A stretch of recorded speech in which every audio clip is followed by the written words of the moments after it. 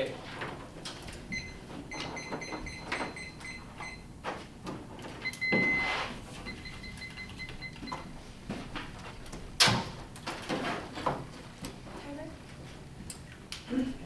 Thank you.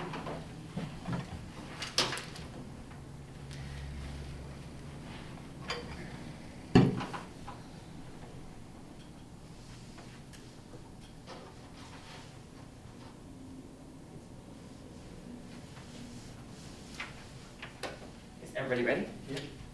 Okay, let's begin.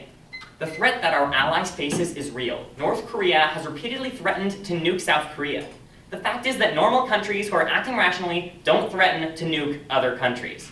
Now, I'm going to be responding to everything they said in the last speech and showing why really all of their arguments don't stand and are illegitimate. So first of all, in response to our subpoint B of willing to attack, they had 3 responses. The first was that of propaganda. Now, I have 2 responses to this.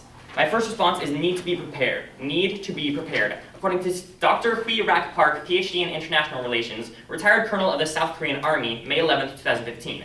Quote, no one can be sure of the actual nuclear capabilities and intentions of North Korea due to the lack of reliable intelligence. However, for its own safety, South Korea should be prepared for the worst-case scenario. As Hammond Lee put it, as North Korea's nuclear arsenal becomes larger and more advanced, North Korea will become better able to dissuade nuclear retaliation or attacks from other states. This in turn will increase the possibility of North Korea's usage of nuclear weapons and the number of nuclear weapons to be used, unquote. Basically, this means that as North Korea's nuclear arsenal grows, they'll become increasingly likely to actually use that against South Korea, because I'll actually get into this more why mutually assured destruction actually fails in this sense, but basically, there's an increased intention of an attack.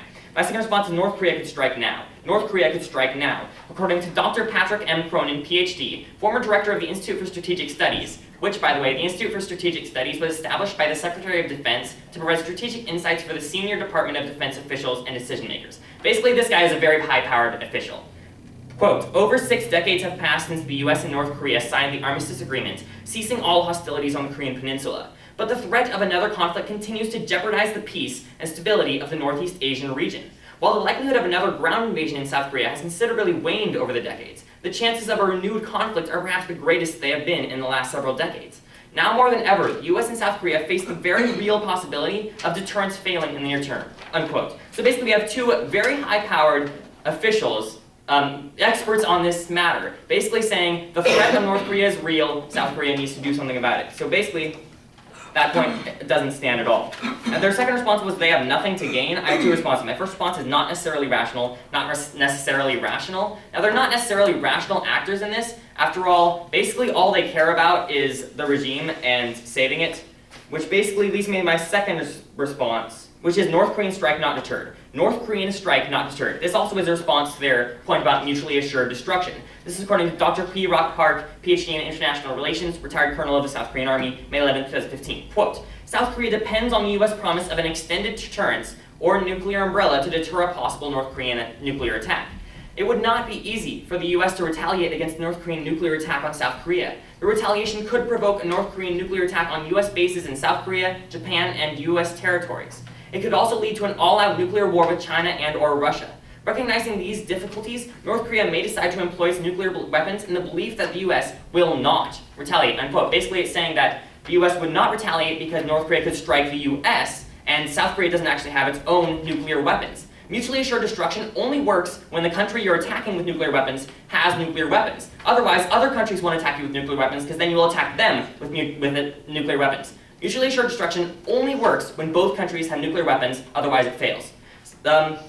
Right.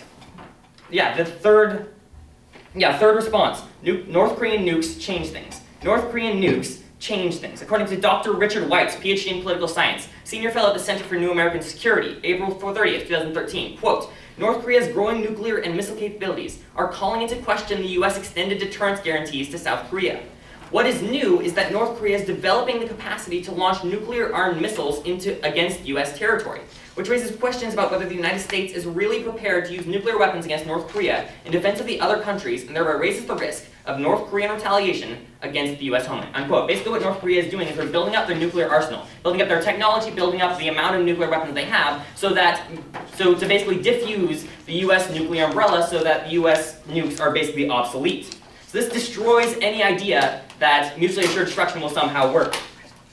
Right, in response to their point about nothing to gain, my response to that, actually this is the fourth response to that, is that nuclear strike to save regime. Nuclear strike to save regime. According to Dr. Patrick M. Cronin, again, PhD, former director of the Institute for Strategic Studies, basically made to inform the highest powers in the land, quote, a weakened Kim Jong-un, concerned with the survival of his regime, could push to launch a missile attack in order to consolidate power, to increase international cohesion, and to avert the North Korean public's attention towards a potential conflict. Although the potential permutations of scenarios are too numerous and less to detail, one thing is clear. Kim Jong-un is willing to do anything, internally or externally, for regime survival, including executing his uncle. Regardless of the internal factors that lead to the next provocation, the US and the ROK will need to be prepared for it to be significantly more dangerous as Pyongyang is building its ballistic and nuclear capabilities. Basically, there are two parts of this card saying that basically Kim Jong-un will do anything for the regime, and he could just strike South Korea to basically consolidate his troops and a sense of unity, because right now North Korea isn't that unified. So he could strike South Korea just to unify his regime, and as I said before, he murdered his uncle just to save the regime. Okay, in response to their solvency, and that also responds to their mutually assured destruction, basically all the inherency that North Korea won't attack, totally destroyed. Okay, let's move on. Their solvency of South Korea doesn't want. So first off, submarine A was deliberating. My response to this is waiting for the US. Waiting for the US. According to Reuters International News, March 17, 2015, quote, this government's position is the three no's, said South Korean presidential Blue House spokesman Min Kyung-wook. There has been no request, so there has been no consultation, and therefore is no decision, unquote. Basically, they can't decide on THAAD. They can't request THAAD unless we actually propose it. Second response is broad consensus. Broad consensus. According to Defense News, an independent news source for the world's defense decision makers, March 27, 2015, quote, there has been broad consensus that the South Korean military should deploy a high-altitude missile defense network to better protect the country from growing North Korean missile and nuclear threats. The THAAD deployment is a matter of how to protect the country from North Korean attack, which is equal to a matter of national survival. Representative Yoo Seung-min, floor leader of the ruling scenario party, said. So basically the ruling party right now says, yeah, we need THAAD because it's a matter of survival. So basically that destroys that point. In response to their point about how there's another system, my response is inadequate. Basically it's an inferior system and it's 8 years away. According to Bruce Klinger, we already quoted him, former CIA chief and deputy division chief for Korea, June 12, 2015, quote, South Korea's planned indigenous LSAM would have less altitude and range than THAAD, and would not be available for deployment until at least 2023. However, the target date is unlikely since creating a missile defense system is a long, expensive, and difficult process. For example, THAAD took approximately 30 years for the US to fully develop, test, and field, unquote. So why THAAD is so good is because we tested it over such a long amount of time. They simply don't have that luxury with LSAM, and it's not going to be as good of a system.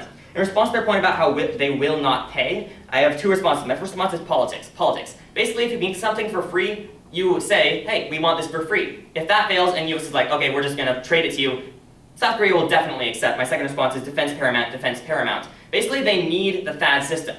It's a matter of survival. There's no way you're going to say, oh, we're not going to pay for it because we don't need it. As I've read through all of my pieces of evidence, a North Korean strike is very, very possible because of their building nuclear weapons, and that US nukes are totally inadequate to actually stop North Korea. So therefore, South Korea will accept this THAAD trade because it is a matter of national survival. Thank you.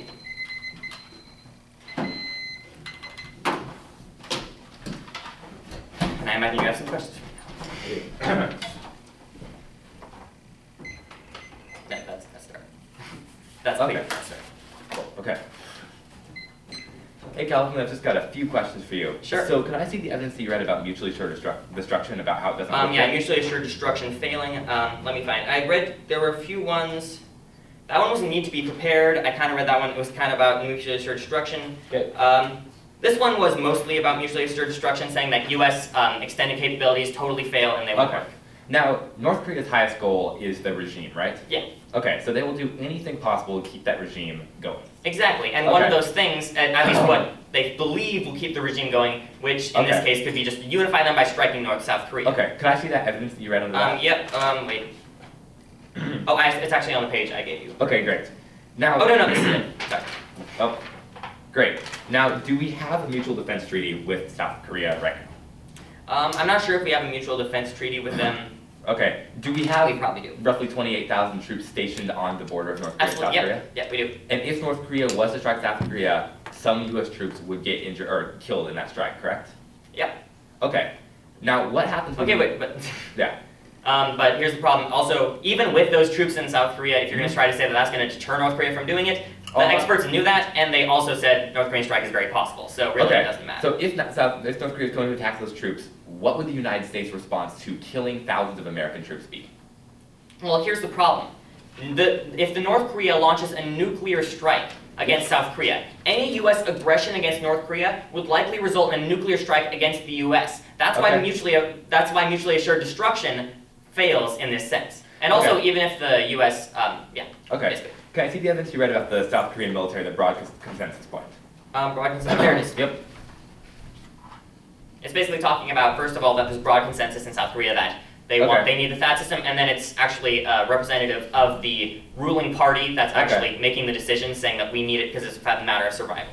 Okay, so they're saying that it's a good system, right? No, they're saying that it's a matter of survival, they need it or they're going to die. Okay, now have they said that they're going to pay for it? Or, under your plan, are they paying for it? Are they paying for this? Absolutely. Okay, now has South Korea said they're willing to pay for this? Okay, here's the problem. South Korea is going to say that they don't want to pay for it, because if you can get something for free, or you can get it by paying for it, you're going to want the free option. However, if we offer to trade it, and we actually offer for them to buy it, and that's the only way they're going to get it, they're definitely going to accept it. Okay, now It's a matter of survival. when you talk about the LSAM. Yep, inferior system, here's that evidence if you want it.